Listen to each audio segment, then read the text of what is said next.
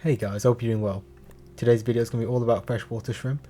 So these would be like your cherry shrimp, crystal red shrimp and Amano shrimp. Shrimp are very interesting and unique creatures you can add to your fish tanks. However, they can be a little bit tricky to keep, especially if you are a beginner fish keeper. One of the most common questions I've seen when people start keeping shrimp is why they keep on dying so quickly. I've been keeping freshwater shrimp for a few years now and I've learned a lot about them since keeping them. So in this video I'm going to give you guys 3 reasons why your shrimp are dying and how we can stop this from happening in the future. Here's one possibility why your shrimp aren't surviving, and that's not properly acclimating them to their new aquarium. Freshwater shrimp can be really sensitive creatures. This is mainly down to their size. Shrimps like your crystal red shrimps and cherry shrimps only get to about 2 to 3 centimeters in length, and it's due to their small size which makes them really sensitive to changes in their water parameters. So you'll need to take some precautions when acclimating your new shrimp to your aquarium. Acclimating shrimp to a new aquarium would need a different method compared to how you would acclimate fish to a new aquarium. For example, most people use the float method to acclimate their fish to their new aquarium. The float method involves floating the bag of new fish in your aquarium for about 15 to 30 minutes. During this time, the water in the bag will reach the same temperature as the water in your aquarium. This will then get your new fish and shrimp more used to the temperature of your aquarium. After that 15 to 30 minute process, you would then add the fish or shrimp to your aquarium. This acclimation method may work for some people with fish, but in my experience it hasn't worked well for acclimating shrimp to a new aquarium. So what I like to do when I'm getting new shrimp from my aquarium is to use the drip acclimation method. It does take a lot longer compared to the float method. When I'm drip acclimating my shrimp, I like to do it for about 3 to 4 hours. The main reason why you want to be doing a longer acclimation for your shrimp is to get them slowly used to their new water conditions they'll be living in. So let's take the float method for example. If you were to add shrimp to new water conditions they aren't used to, this can cause a lot of stress on them. And this stress is what may cause them to die really quickly as soon as you add them to your aquarium. Sometimes they may last a day, but sometimes they can only last a few hours. So the drip acclimation method is designed to reduce the amount of stress on the shrimp when putting them into an aquarium with different water conditions they aren't used to. Now the next question you guys might be asking is, how do I drip acclimate my shrimp? It's a really easy process to set up and I'll show you guys how I like to do it. So what you're going to need to do is pour out the shrimp into a small container or bucket. We're going to be using some airline tubing to control the amount of water that's entering the bucket or container. You can tie a knot in the airline tubing to control the flow rate of the water. I like to aim for about 1 drip per second. Then we're going to allow the water to slowly enter the bucket or container for about 4 hours, or until the water is tripled in volume from its original amount. I made a more in-depth video on how I drip acclimate new shrimp to my aquariums on my channel. There'll be a little card in the top right hand corner of this video if you want to go check that video out. So to finish this point off, using the drip acclimation method to introduce new shrimp to my aquarium has really increased their survival rates. I highly recommend you guys do this when you're adding new shrimp to your own aquariums. Another reason why your shrimp may not be surviving is down to the water quality of your aquarium. Like I mentioned earlier in the video, since shrimp are so small they can be very sensitive. So the better water quality you can provide for them, the more likely they'll survive in your aquarium. Cherry shrimp are one of the hardest species of freshwater shrimp you can keep in your aquarium. This is mainly due to them all being tank bred.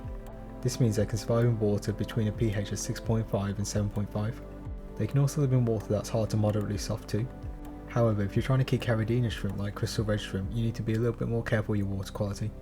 Crystal red shrimp can be more sensitive due to their weaker genetics, which makes them not as hardy as cherry shrimp. Crystal red shrimps kind of need the opposite of what cherry shrimps need. These shrimp prefer to live in more acidic water. A good pH to keep them around will be between 6.2 and 7.2. They also prefer softer water too. But something both these shrimp really prefer is a mature, well-established aquarium.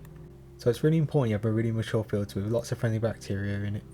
Freshwater shrimp need really clean water to survive.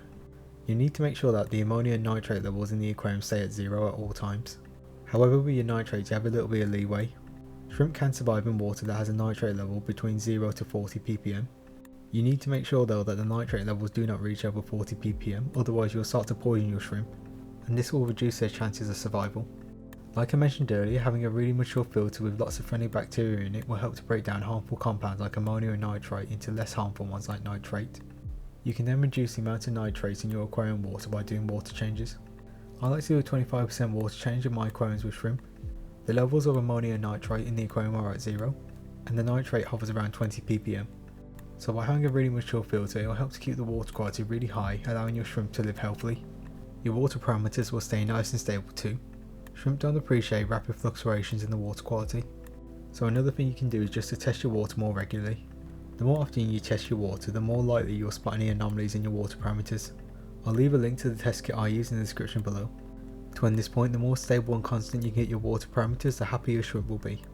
My final reason why your newly added shrimp may not be surviving could be down to moulting issues. I think this is a really overlooked issue when it comes to keeping freshwater shrimp. Moulting is a really important process a shrimp goes through as they get older and start to grow more. Shrimps are invertebrates, which means they have an exoskeleton. This exoskeleton gives the shrimp protection against predators. The moulting process involves the shrimp leaving its old exoskeleton so it can grow a newer, bigger one. Most adult shrimps will molt every 3 to 4 weeks, whereas younger shrimp may molt once every 2 weeks due to them growing so much at this stage. Once the shrimp has molted, the skin will be fairly soft for about 2 to 3 days. During this time period, the shrimp will start to absorb minerals from the water column to make its new shell. The main mineral they'll be absorbing is calcium from the water column. This is what's going to harden up the shell and give the shrimp protection. One of the most common molting issues you'll see with freshwater shrimp is something called the white ring of death. This molting issue is very recognisable. If it is happening to your shrimp, you will notice a white band just behind their head. This indicates there's been an issue with the shrimp trying to molt. The shrimp has attempted to get out of its old shell, but it's failed to do so. Unfortunately, there's no cure for the white band of death. The shrimp will usually end up dying 2 to 3 days later. On some occasions, the shrimp may be able to escape its old shell and continue the molting process, but I've only seen this a few times from my time keeping shrimp. The white band of death is usually caused by osmotic shock on the shrimp. This is caused by rapid changes in pH, KH or GH or even the TDS of the water. Doing large water changes can cause massive fluctuations in your water parameters. Another thing to make you guys aware of is when you're adding new shrimp to your aquarium, it can trigger the molting process. Since now these shrimp are living in different water conditions they aren't used to, this can cause osmotic shock on the shrimp. This may cause your shrimp to develop the white band of death. Another cause of the white band of death may be due to a lack of calcium in the water column. Like I said earlier, the shrimp will need to absorb calcium from the water column to grow its new shell. Softer water usually has less minerals in it, so you may need to add some minerals into your water column to increase the amount of calcium in there. A couple of ways you could do this is by adding mineral stones to the aquarium, but the most common way you can add minerals back into the water column is by using a mineral powder. You can buy specialised powders which has all the minerals a shrimp's going to need to grow. This should be enough to allow the shrimp to live healthily and stop the white band of death from developing. In my opinion, I think this is one of the main reasons why new shrimp keepers lose their shrimp so quickly. Hopefully if you guys see the warning signs early enough, you can stop the problem from happening and keep the survival rates of your shrimp up. So I hope this video gave you guys some ideas of why your shrimp may not be surviving as long as you want them to. From my experience keeping freshwater shrimp over the past few years, these are some of the common reasons why my shrimp don't make it. I hope by sharing my experiences keeping freshwater shrimp, you guys have learned something new about them. You can use what I've learned to try and help increase the survival rate of your own new shrimp. Freshwater shrimps make great additions to your fish tank. They bring a little bit more life into your aquarium and make it more interesting to watch. So I highly recommend you guys go out and get some. As long as you do enough research before buying them, you should be able to keep them no problems at all. So to wrap up this video, if you guys enjoyed it and found it useful, please can you give it a like. If you want to help support the channel, you can become a member through YouTube or Patreon, or you can click the subscribe button which helps out just as much.